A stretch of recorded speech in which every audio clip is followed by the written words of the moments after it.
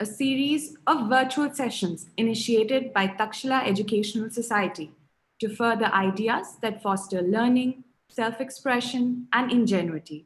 We at Takshila are keen on connecting young minds to an unbound range of themes, thoughts, and perspectives that facilitate their understanding of the world and its concerns.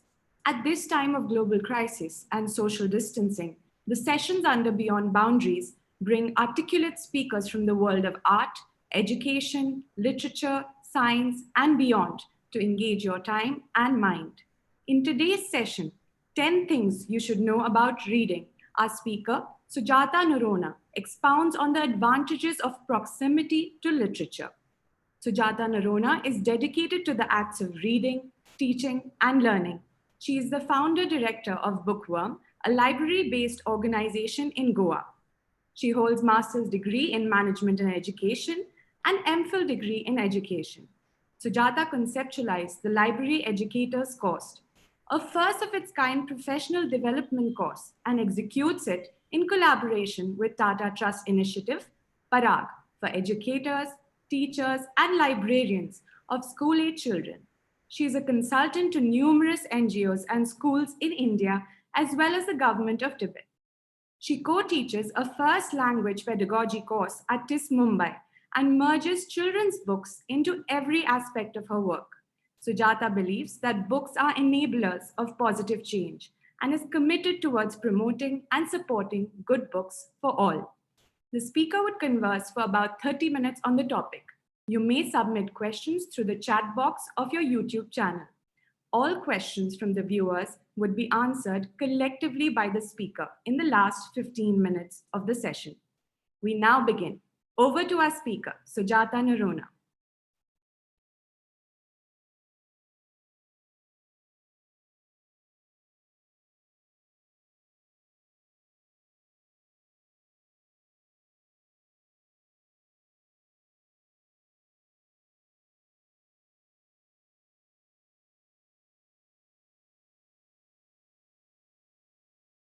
Lockdown time to actually meet a new community, to be introduced in this absolutely wonderful way, and to share some of my ideas about reading with all of you. I'm going to start actually with what we try and do even in live sessions with parents or teachers or even with children, really to think and reflect about first what we know before I kind of, jump in and tell you what I think we should all know about reading. Because not one of us today in our own homes listening to this session don't have ideas about reading. We all do. It's such a common word. It's such a common verb. It's for many of us, such a common act that we sometimes don't take the time to pause and think really what is reading, what is important to know about reading and such. So what I'm going to do is, because I need the prop of a text and something to keep me focused on what I'm going to share with you without being able to look at you, I'm going to share a small presentation that I've made, and I hope it runs smoothly. I'm going to, at this moment, put something hopefully on my screen, which at this exact moment, for some reason, I cannot see. Can you see what I'm trying to do? Oh dear, it went off.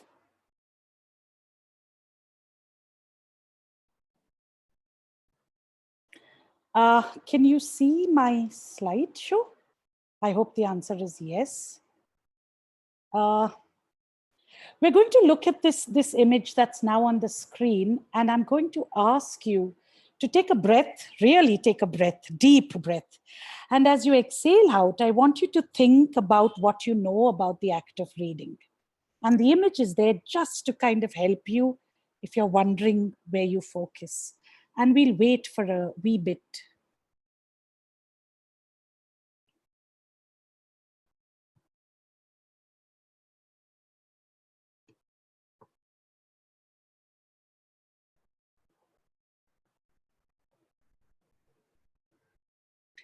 So what is very, very clear to all of us, I know for a fact, is that we all know that reading involves this act of actually making sense of something that is written down.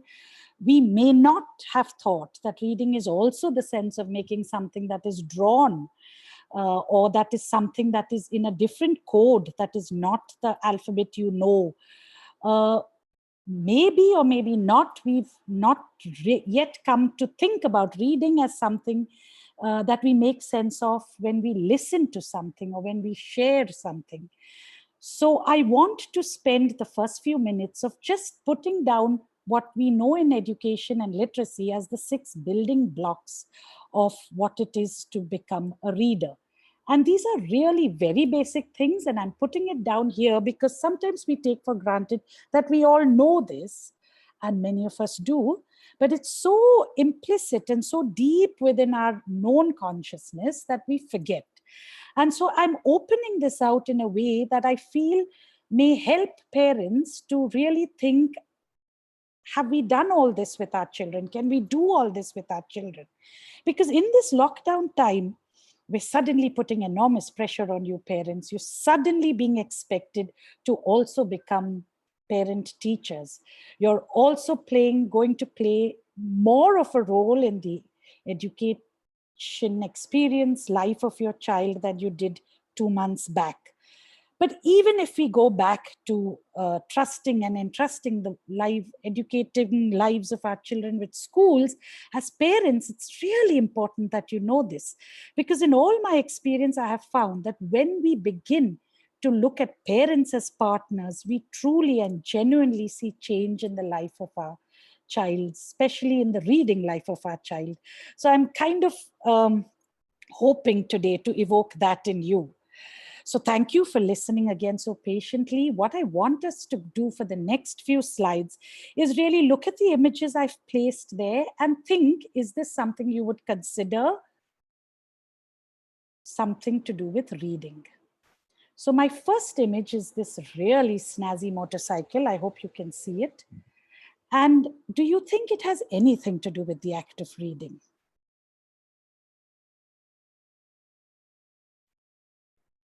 And how I wish we could look at each other across a room and I would know that how you're thinking. But for now, I'm moving to the next slide, which has a really short.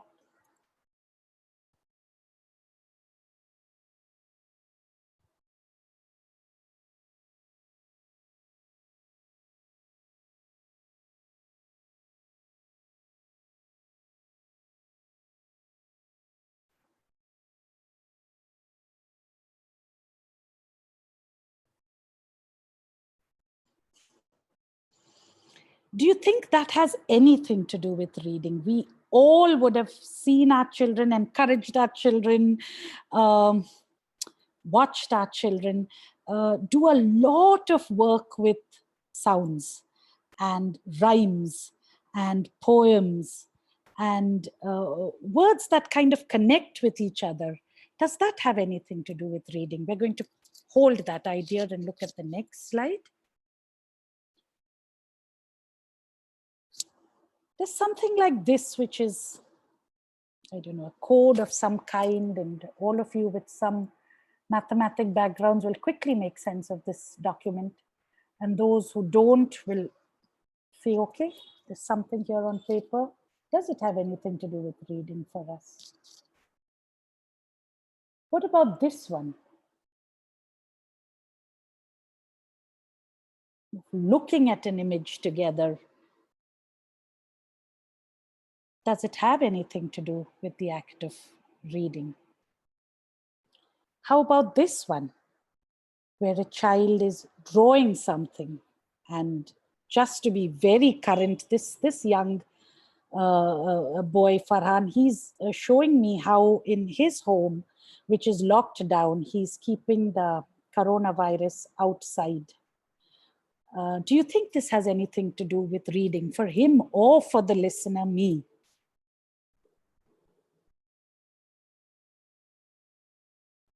I think this one we'll all get correct, because we'll all agree that, yes, of course, this has everything to do with reading, because there's a book, there's the medium here of the book, there's the print, there's the reader, there is some kind of tracking.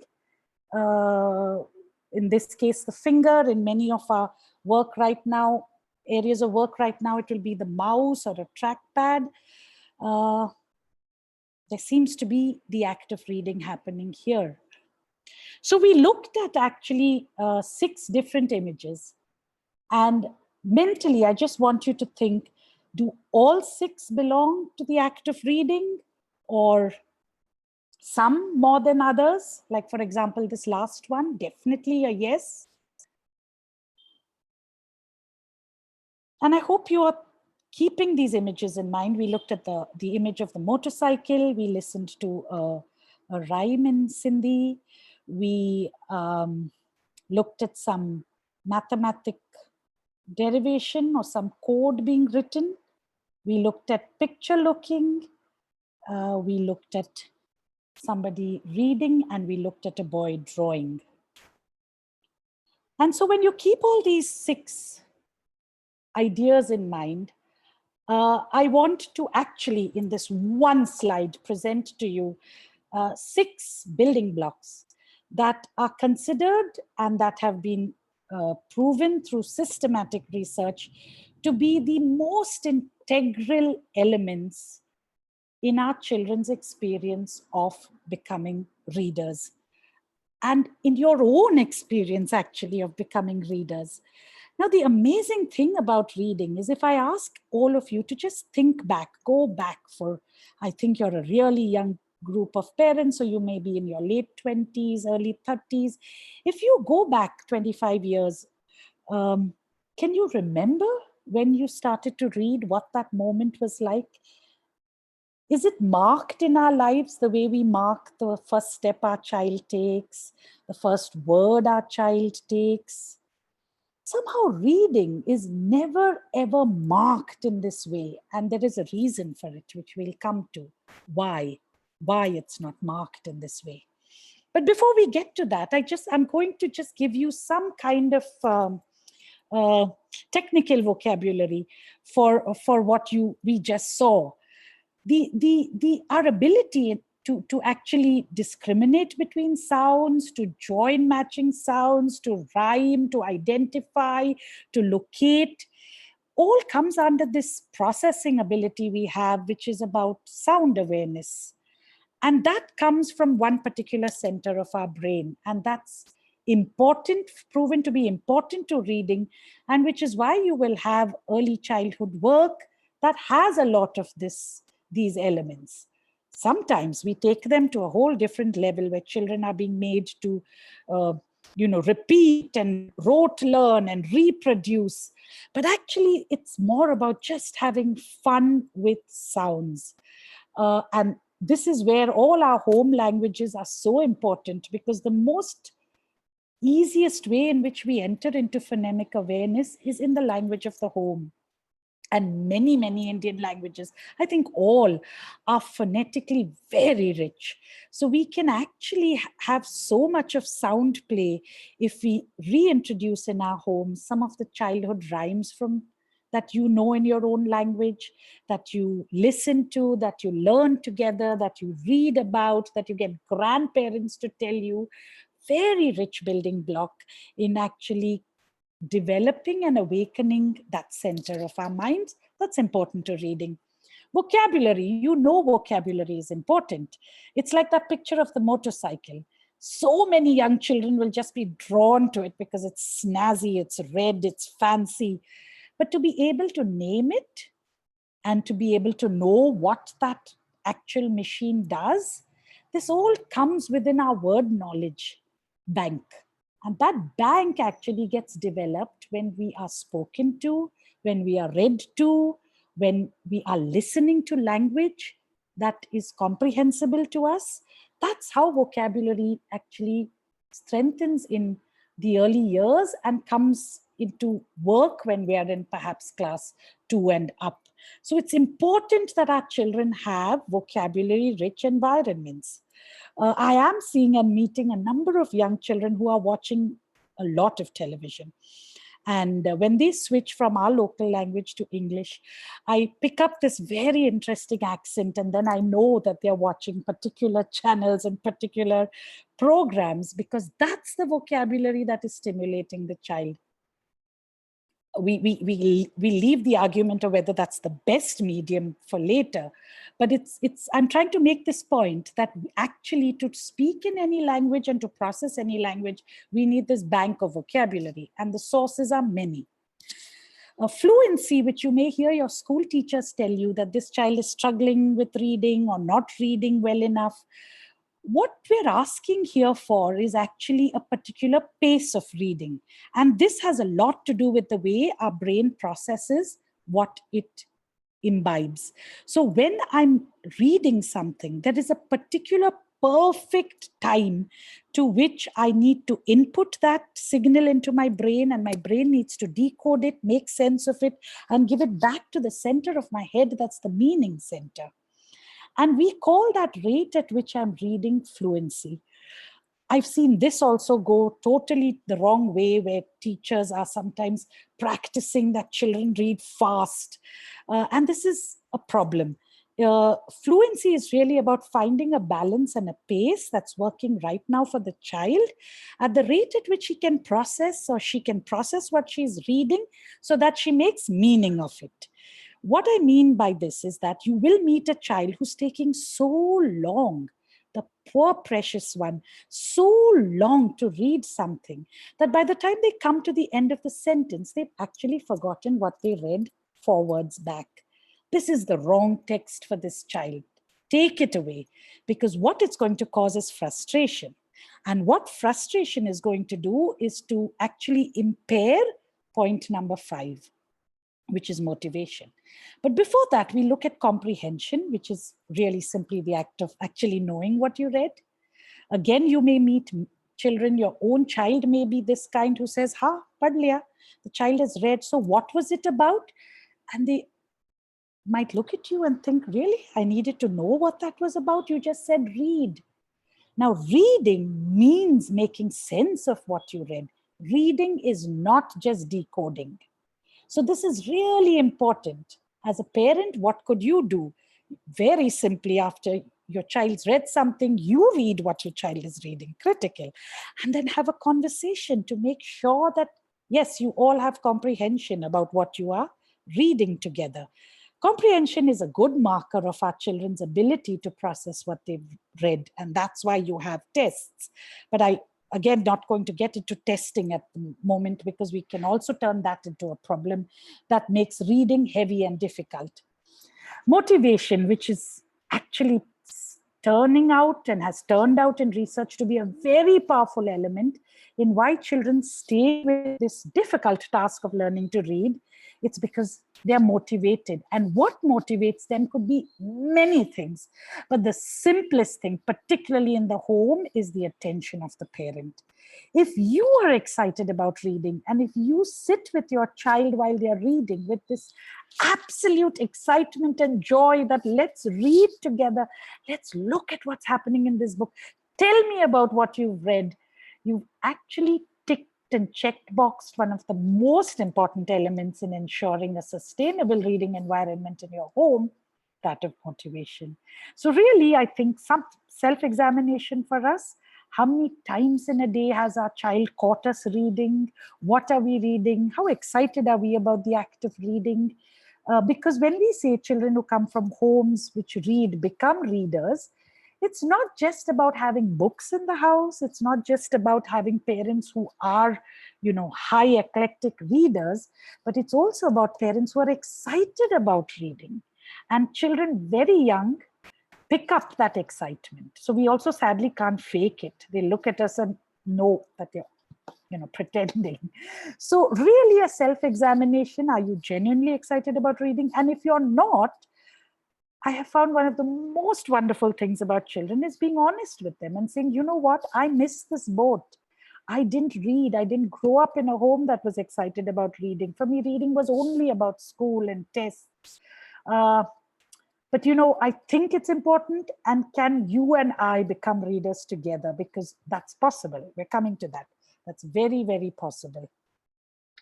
And to remember that one strong building block of reading is that you can read, you can express, or you must express reading in the act of writing, also in the act of talking, and in the act of drawing. We used to think, until about a decade back or more, that reading was a silent, solitary activity, but it is not so.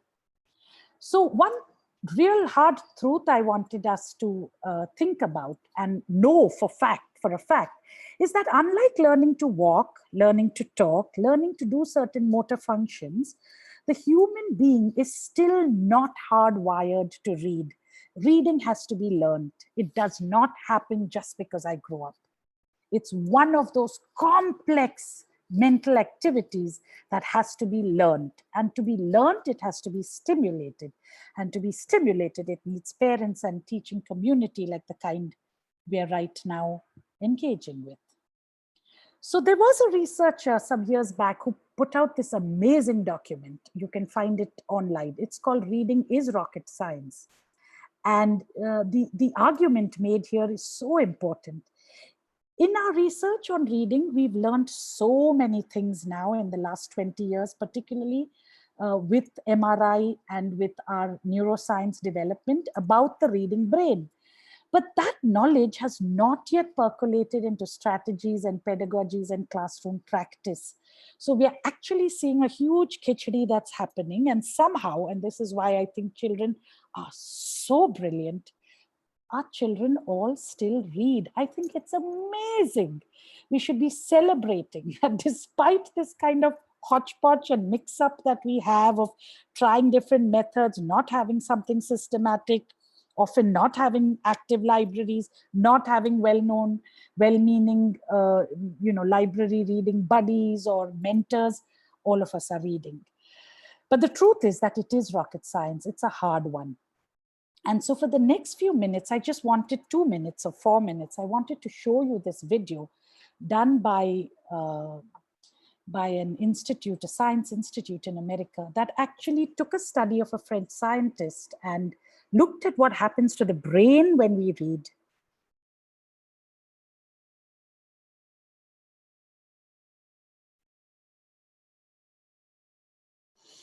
And so what you're looking at is really, the processing centers of your brain.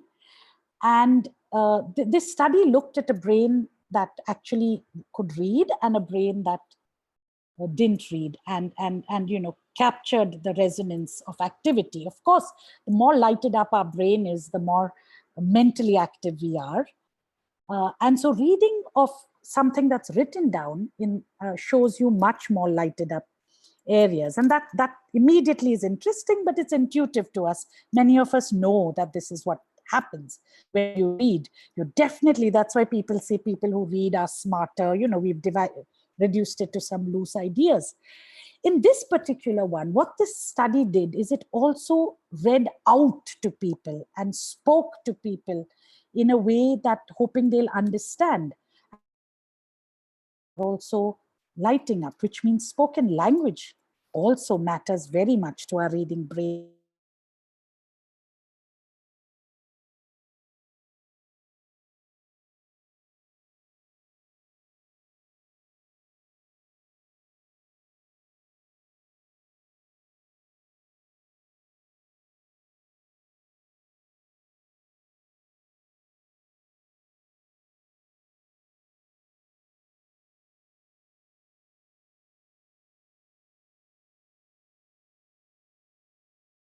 Critical to our understanding that reading is very much a mental function. So reading demands that we are systematic. This is my 8th block. By this, I mean that we are focused, that we do it with discipline, that it's not just, acha, today I heard this talk, so come on, tonight we're all reading something together.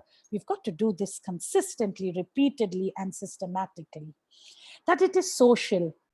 And this is perhaps one of my most exciting aspects of the act of reading, that we now know from neuroscience that not only in our brain there's a lot of activity happening, but we also know from so many other studies that we all become better readers when we listen to others, when we talk to others about what we've read, when we write. Even if I write a book review by myself, I am actually doing some strong mental processing when I'm trying to retrieve my understanding of what I read and put it down. When I draw, when I make something based on what I read, I'm actually participating more socially in the act of reading. And it's why we see book clubs and we see, lots of chats, book chats and conversations about books exploding in the world, because we've realized that to become a better reader, it's sometimes the act of sharing and listening to another that makes that happen. So I really want to close with what is my 10th truth and make a strong argument that reading is not just brain food, which I hope in this very brief, hurried kind of sharing, I've triggered some interest in understanding the reading brain. But also, and we know this from another whole body of research, is that reading actually makes us better human beings, because we step into the shoes of people whose lives we may never encounter, and we learn to understand what those lives are, we learn to feel more deeply, and therefore we will act differently. I think at this point in time, really what the world needs is better human beings. And so to subscribe and surrender to this in some ways, that it is the truth. It may not be the only truth. There may be many, many ways we can get brain and soul food, but reading is one of them. And for me, as a reading lover, it's perhaps a very, very powerful truth. And so I wanted to close with this big idea that reading is brain and soul food.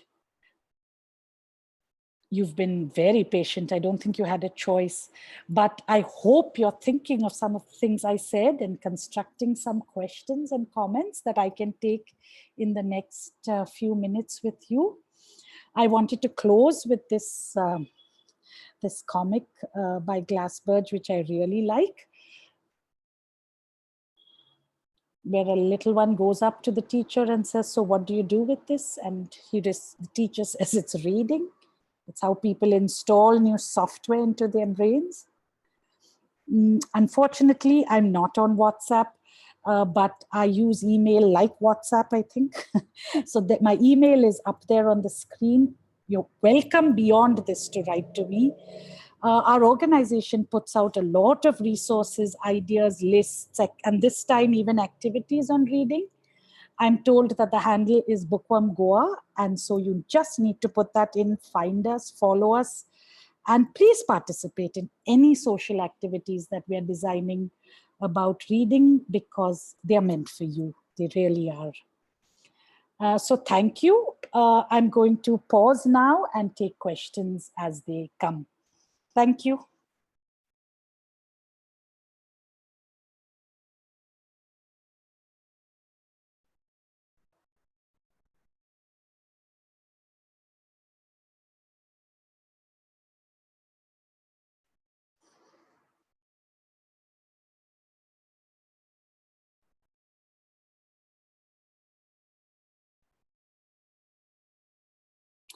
Okay, so they're coming in fast and quick.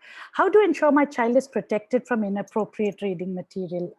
Such a good question, and such a hard one in this day and age. I really think in the real world, when we're talking about print and content, then I think this is the responsibility of the adult. And so if you're getting books from the library, it's very much the responsibility of the librarian. If it's from the classroom library, it's the teacher. If it's from the bookstore, hopefully it's the bookstore owner. But in this virtual world, I think we need to find other ways. There's a really interesting website called Common Sense Media, which I kind of look at now and then, because they rate content. So even if it's a film, or it's a music video, or it's a YouTube video, it's good to check if Common Sense Media has given it any rating that could be a guide for you to share with your child or not. I don't know how old your child is, but I think at some point we also need to have this conversation with our child about the virtual world and about what is out there and about how you keep yourself safe. So I hope that sort of answers your question. The book summary given on the back cover is that, yes. How can we use these to select or reject books? So, the technical word, and I love telling children as well, the technical words, because it's empowering. It's called a blurb. And the blurb is often a very good way to know what the book is about. But having said that, I'm also going to tell you that books are products, which you know, right? And we are trying to sell them. And somebody somewhere is generating a profit on the sale of the book. So marketing is at work as well. So yes, use the blurb. It gives you some insight, but I think nothing like your own reading lens. Sometimes opening, flipping, reading the starting chapter, open in the middle, is it dragging? Looking for recommendations, trusting certain educators to give you recommendations, running it by some trusted library person or teacher or a book club. It's a good way to kind of check before you give your money out for a book. Would you suggest we do book-based activities? Don't do question answer, please. It's too much like school. Yes, I think if a child is interested in stretching that book, the simplest, the easiest, the richest is a book discussion. And that happens if you've also read the book. And you'll be fascinated by how a young child can have a perspective that's so different from yours. And in talking together, you also learn something else, not only about the book, but about your child. So yes, book-based activities, there's a whole range of things you can do. But there's a danger of doing too much of it that takes away from the book. Sometimes, like you may feel it when you've watched a good film or you've read a good book, you just want to stay quiet with it. No, you just want to dwell in that. So this rush then to what did you read? What did he say? Oh, so I don't know. I think trust your reader, trust the child. And if your child is keen to do something, yes, please do it. My question is to do with posture. While reading, my son loves to slouch on the couch with his comics. He said, I'm with the slouching son. I'm really sorry. I think reading is to be an act of joy, pleasure, comfort. There is a view that you sit up straight, your back is straight, there's a posture, right? And we did believe at one point that when you sat in that way, your brain was most alert and everything connected and you would remember. But we know better now in the 21st century.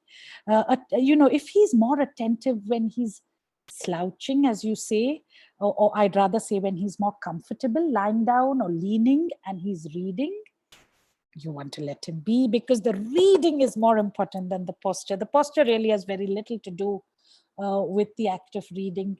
So let him be comfortable. The motorcycle reminded me of speed. Yeah, so, this is now being used. That's such a great question. The motorcycle reminded me of speed reading. Is that only relegated to practical reading or pleasure reading too? I think anything we do too fast, the pleasure is gone, no? Like if you gobble an ice cream, where's the pleasure in that? So I don't think you can do pleasure reading with this speed reading technique. But in reading strategies, we have something called skimming and scanning. In fact, the scanner, I think that machine got its word from this scanning technique, where sometimes you need to quickly look at a document or you need to quickly look at a book to say, yes, this is the right one, or I think we'll find our answer here. So that's one kind of speed reading. But just reading fast and having a timer set has not found to be helpful, and you're unlikely to actually retain because of the processing of attention, memory, and comprehension that has to be activated in a particular way in order to make sense of what you're reading. I started reading with images. Is there a perfect way to connect letters to make sense? I don't know if there's a perfect way, but there are multiple ways, and it's good to know each child's strength first. So there is no one way. And like I was talking of this khichdi, that of getting children to learn to read, we've gone through different kinds of processes of, is it, image word, is it sound word, is it full sentence? And we now have agreed to say that there is something called a balanced approach to reading, which is kind of a combination of multiple ways. But I also think it's very important to know what is the strength of the child. Is this child more a child that is processing sounds or processing visuals? If you can email me, we can talk in more detail. Yeah, it's quite a dense question to answer like this. How important is looking up word meanings during reading? If we stop, it breaks the flow. But if we don't, then we don't understand. Is there a different way? Yeah, this is a really good question. Again, this comes in the 80s. We had a technique of teaching children to read, which was really the way it was called, almost called the meaning making in a very strange way, where, hard words were underlined in books and then their meanings were told. And then you were told to read, hoping that now comprehension will happen.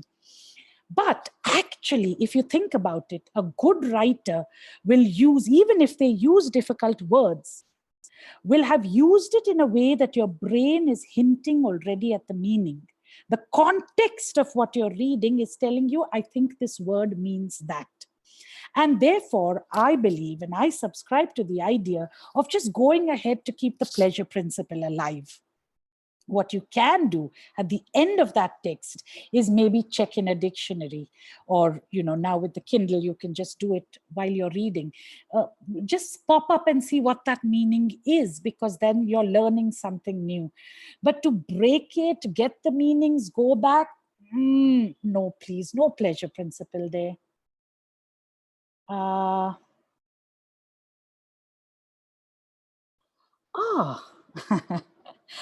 I'm going to trust your 10-year-old. I don't think he's reading anything inappropriate. I hope there's no inappropriate material for 10-year-olds out there. But it would be good if you have this concern to actually just directly tell him that's why you're excited, because you're worried, because you just want to know that he's reading what his mind and body are ready for. I think children are amazing in their ability to understand us when we're open and honest with them. So if you are worried that he's reading something inappropriate, I think you need to just find a way to let him know that that's the worry. And it's not that you're just, overly excited and wanting to be a detective about what he is reading. I think in our reading relationships with children, trust is such an important element. It will go the longest way, that if you trust your child and your child knows you trust them, you will be rewarded. Newspaper reading is recommended, but it is dry, and I'd suggest you don't force her to read newspapers if she's not excited by that kind of writing. So it would be good. What does excite her? What is the kind of writing that interests her? Because newspaper writing is reporting, right? It's often stripped of any kind of creative language use. It's often dry, but it's high on information, whether that's fact or fiction, I'm going to cast aside for now. But it is information rich. Maybe that's not what she's interested in right now. Maybe she's wanting something more richer in terms of language. Have you subscribed to any children's magazines? How does she respond to that? For Hindi, you have your own Takshila Education Societies, Ektara, which I think is outstanding. I've never seen a magazine like that for children in this country, and I'm so proud it's out there. For English, we struggle with many, and unfortunately, I'm going to recommend an American magazine that's distributed in India, and I'm saying unfortunately because I wish we would also do something in English soon. It's called Highlights. What I love is that it's ad-free, that it has made very, very strong efforts. It's over 25 years to be diverse, and so it has a nice inclusive lens. And it's well balanced in terms of the kind of information it puts out. So there's highlights Genie, I think, for younger children, and then highlights Champ, and then just highlights. It's a good magazine. And this is if she's not ready to read books, yeah? Picture books, which are perhaps the richest resource. A little bit about the buddy reading concept. Will you email me and I'll send you a sheet? Yes. Do you feel there is any merit in asking a 9-year-old to help your 4-year-old read? There's great merit in having our children read to each other, but the 9-year-old shouldn't replace you. Yeah, so I think that's important, because the 4-year-old also needs you to read with the 4-year-old. And in fact, all three of you could read together.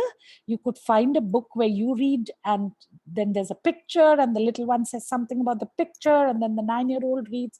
Oh, sounds wonderful. I'm excited just being so far away, but imagining what this will be. But yes, there is definitely value in us reading to each other. In social reading book clubs, I'm apprehensive that my introvert child will come in. Yeah, I am so touched by how protective and how worried you are as parents, because you expose your children to so much, no? Yeah, really. Yes, I think you will have to vet the book club. You will have to, read around it and see what is the kind of books this book club reads, what are the nature of discussions. Sometimes it may be safe to start one on your own with known people because you're worried about the big bad world. I understand your worries and I feel for you, but there's again no easy answer to this. Yes, brain and soul food in terms of reading pleasure. What more can I tell you? That I believe very strongly that if you are a diverse reader, which means if you read widely and wantonly, and if you think about what you read, you are so much easier able to understand the situation of others, the predicaments that are, befalling our world, the joys that await us. I don't know, I think life itself becomes so infinitely more possible and manageable if we are reading. We've got to trust, though, that the act of reading gives us this, and stay with it. And not be afraid to raise questions, to say, I didn't like this point of view. I don't agree with this author. I want to read something else that tells me the same thing. Because in that, that's where the brain food is nurturing. How much should we read in one day? So this absolutely maverick and wonderful writer, translator, Jerry Pinto, who every year helps Bookworm with a young art and literature festival we host, does the opening lecture. And he'll always tell the school children that you should read at least 15 to 20 minutes a day. And his argument is that if you can actually start doing that on its own, it extends to longer. But as a simple rule of thumb, it would be good to have a couple of minutes based on the age of the child. So maybe if a 7-year-old can sit for even 5 minutes and read quietly with a book, they're already getting ahead of the game. And then many of us will have 7-year-olds who are reading for much longer. And then you've got the birth of a reader there in that house. Last time you mentioned the book, The Girl Who Hated Books. Yes, it's called The Girl Who Hated Books. And it's produced by Josna Prakashan. I'm just quickly looking around our own library to see if I can grab it from this shelf. Can you please just drop me an email and I'll send you even the picture of the book and a lovely animation video on that. And thank you for coming back to listen to me. I'm so excited.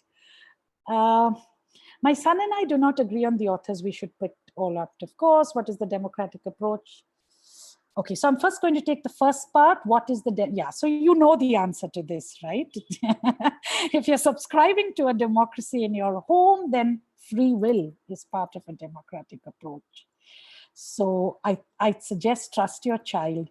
And I also want to say something, even though you're young parents, much, much younger than I am, because I work so deeply with this, idea of books. For me, more and more, the newer books that are coming out, the forms, the kind of ways we're mashing genres, the styles of writing are all so new that unless I force myself to have an open mind, to read it, to understand what's happening, I find I'm unable to talk to my children who are reading these books. So I think if you will also let yourself read some of the books he's reading, you'll be astounded at how your relationship will change. Lexical levels of books and readers, yes, I know. And this idea of level reading, no?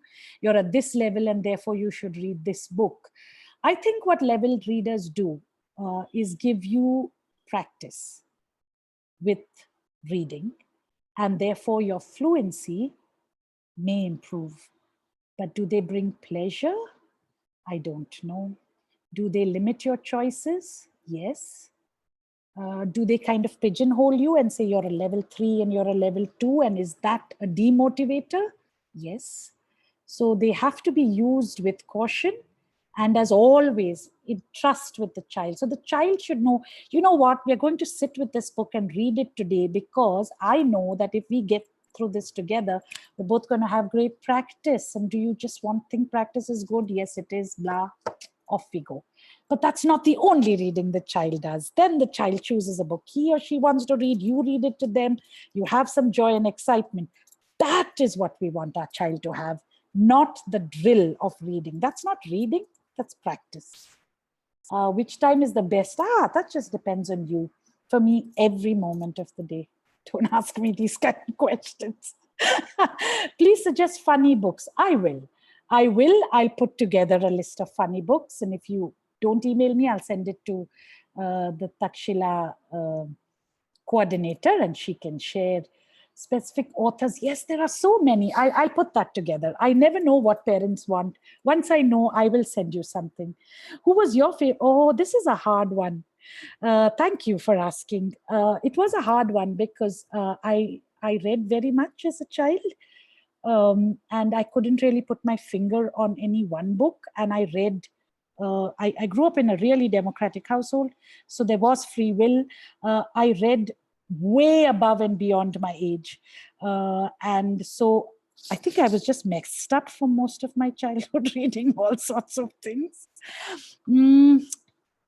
But some books have been very important to me, and unfortunately it belongs to this set we call the classics, and it's a whole series about a girl called Anne, and the first one is Anne of Green Gables. And I know I liked Anne because she was free-spirited, defiant, and outspoken. These are all the 3 traits that I have. Sorry. So I do think that sometimes, what connects us with the book is when you find yourself in that book. And Anne had great troubles with dealing with other people, which I didn't have because I just chose not to. But I know that if I do engage with other people, I would also get into trouble because I'm not often saying what people want to hear. Yes, oh, how lovely. Somebody's put the Hindi version of The Girl Who Hated Books. Yes, BGVS has a Hindi version and Josna Prakashan has a Marathi and English version. Somebody called me a rock star. This I'm going to tell my own family at home who roll their eyes that I'm doing a webinar. Closing remarks. Very hard for me because I'd like to think that this is the beginning of a relationship I can have with some of you who want to know more about reading. So I'm going to have my closing remark, which is actually welcome. And thank you. And I hope we talk again soon in some way. Yes, yeah, thank you.